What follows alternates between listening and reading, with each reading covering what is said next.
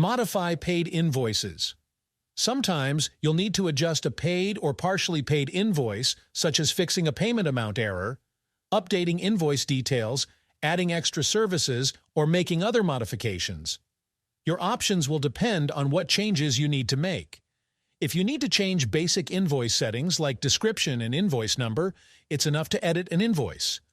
To change financial details, you must delete or refund a payment first.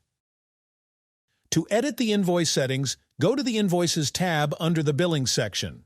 Click on the three dots at the right of the paid invoice and click Edit. You can change the invoice number, date posted, team member, and description. Click Save after you've done. If you want to modify financial details in an invoice paid using the Stripe or CPA charge integration, you will need to refund the payment and then send the corrected invoice.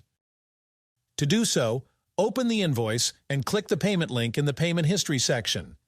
Then, click Refund Payment.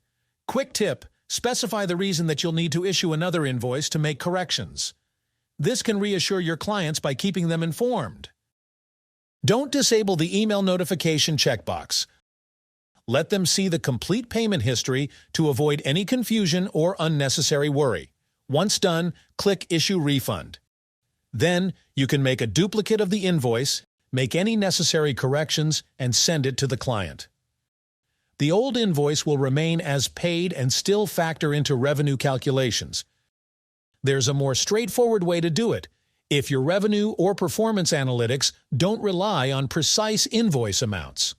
You can just duplicate the original invoice and adjust the amount by subtracting the partial payment. No refund needed. If your invoice was settled by offline payment, you don't need to make a refund.